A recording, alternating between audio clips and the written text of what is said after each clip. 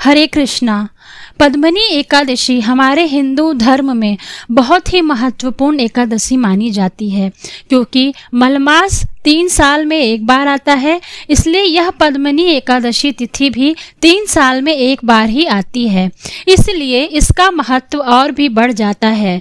मलमास के दौरान 24 की जगह 26 एकादशी व्रत किए जाते हैं। वैसे जिस साल मलमास नहीं होता तो 24 एकादशी की संख्या होती है। अगर किसी 3 साल के बाद मलमास अधिक मास आ जाता है तो एकादशी की जो संख्या होती है वह 26 हो जाती है। एकादशी का जो व्रत है वो आपको 29 जुलाई को करना है।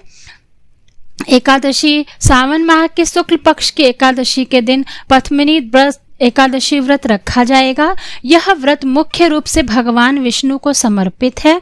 जो एकादशी अधिक माह के शुक्ल पक्ष में आती है उसे पद्मनी एकादशी कहते हैं, क्योंकि पद्मनी एकादशी का व्रत जो महीना अधिक हो जाता है उस पर निर्भर करता है। इसलिए पद्मनी एकादशी का व्रत उपवास करने के लिए कोई चंद्रमास तय नहीं है। इसी को पुरुषोत्तम एकादशी भी कहते हैं। पद्मनी एकादशी तिथि जगत के पालनहार भगवान विष्णु को समर्पित है। मान्यताओं के अनुसार पद्मनी एकादशी के दिन भगवान विष्णु की उपासना करने से जीवन में आ रही सभी परेशानियां दूर हो जाती हैं, साथ ही जीवन में सुख समृद्धि का आगमन होता है। शास्त्रों में वर्णित है कि यह व्रत रखने से व्यक्ति को यज्ञ, तप और दान के समान फल की प्राप्ति होती है। दोस्तों, एक पद्मनी एकादशी व्रत जो है वह शनिवार को रखा जाएगा, तो इस दिन आप शनिदेव की भी पूजा करें। पीपल के वृक्ष के नीचे आप जल में थोड़ा सा दूध डालकर चढ़ाएं, काले तिल भी डालें उसमें।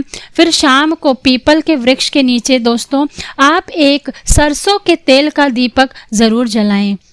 एकादशी व्रत के दिन सुबह जल्दी उठकर स्नान करें, पीले रंग का वस्त्र धारण करें। अगर आप पीला वस्त्र धारण करते हैं तो भगवान विष्णु को अति प्रिय होता है।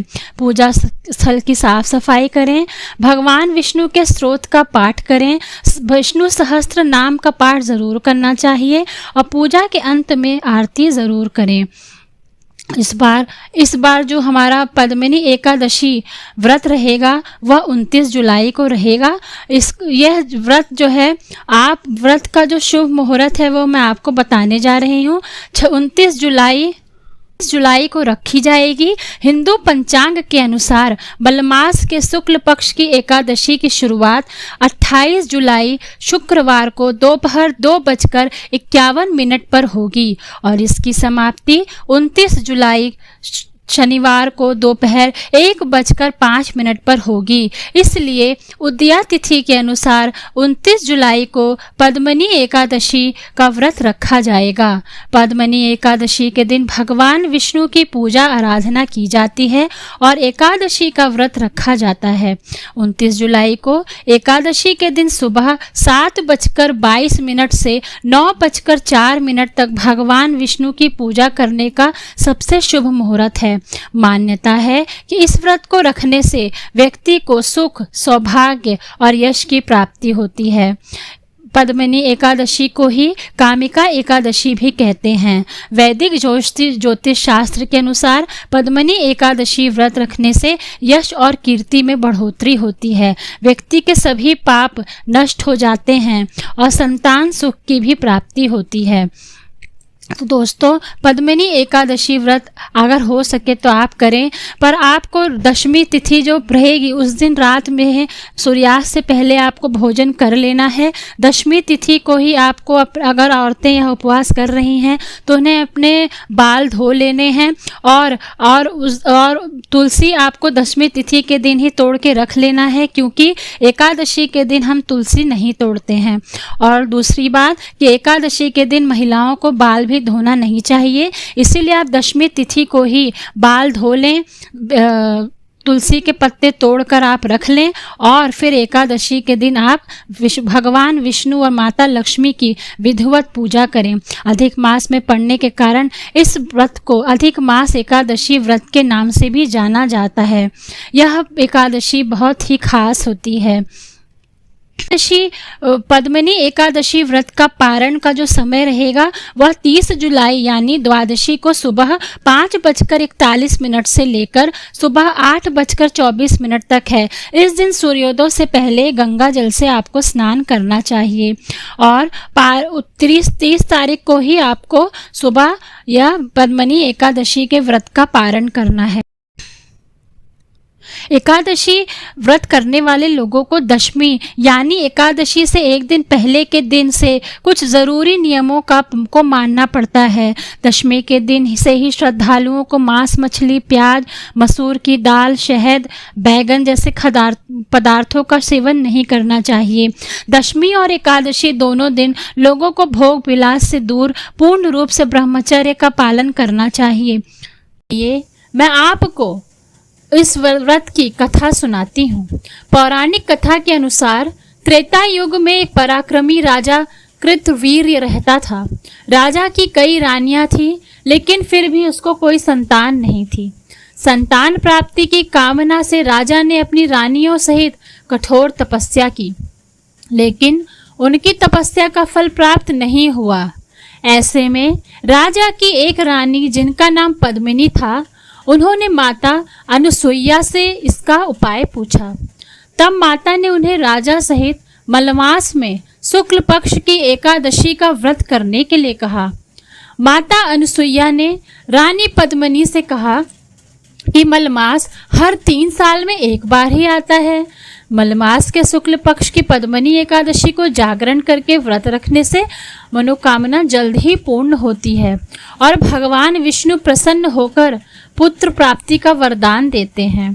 फिर जब मलमास आया तो रानी ने पद्मिनी एकादशी का व्रत रखा। दिन में कुछ भी नहीं खाया, रात्रि में जागरण किया। रानी पद्मिनी के इस व्रत से प्रसन्न होकर श्रीहरि विष्णु ने रानी को पुत्र का आशीर्वाद दिया। भगवान विष्णु के आशीर्वाद से रानी गर्भवती हुई और 9 माह बाद एक पुत्र को जन्म दिया। वह पुत्र काफी बलवान और पराक्रमी था। तीनों लोकों में उसके पराक्रम का परचम लहरा रहा था। ऐसे में पद्मिनी एकादशी का व्रत करने से संतान की प्राप्ति होती है और बैकुंठ को भी प्राप्त होता है।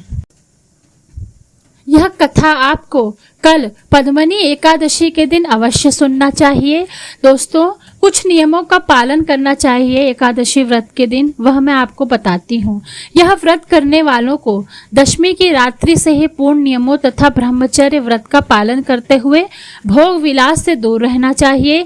एकादशी के दिन स्नान आदि करके मंदिर में जाकर गीता पाठ करने का विशेष महत्व है। यदि आप स्वयं पाठ नहीं कर सकते तो पुरोहित जिससे गीता पाठ का श्रवण करना उचित है। दोस्तों, इस दिन आप दशमी के दिन से ही मांस, लहसुन, प्याज, मसूर की दाल आदि वस्तुओं का सेवन नहीं करना चाहिए। इस एकादशी के लिए दशमी के दिन व्रत का प्रारंभ करके जौ, चावल आदि का भोजन करना चाहिए। दशमी को ही आपको तुलसी पत्र तोड़ के रख लेना चाहिए। औरतों को दशमी के दिन ही बाल धो लेना चाहिए, क्योंकि एकादशी के दिन ना तुलसी तोड़ते हैं और ना ही बाल धोते हैं। इसलिए आप यह सब कार्य दशमी तिथि को ही कर लीजिए। और दोस्तों, यह कल आपको एक चौघड़िया मुहूर्त भी मिलेगा जो बहुत ही शुभ माना जाता है। 7:14 से 8:33 बजे तक चौघड़िया मुहूर्त रहेगा। इस मुहूर्त में अगर आप विष्णु जी की अच्छे से पूजा करते हैं तो आपके ऊपर विष्णु जी की विशेष कृपा बनेगी। दोस्तों, तो आप कल पद्मिनी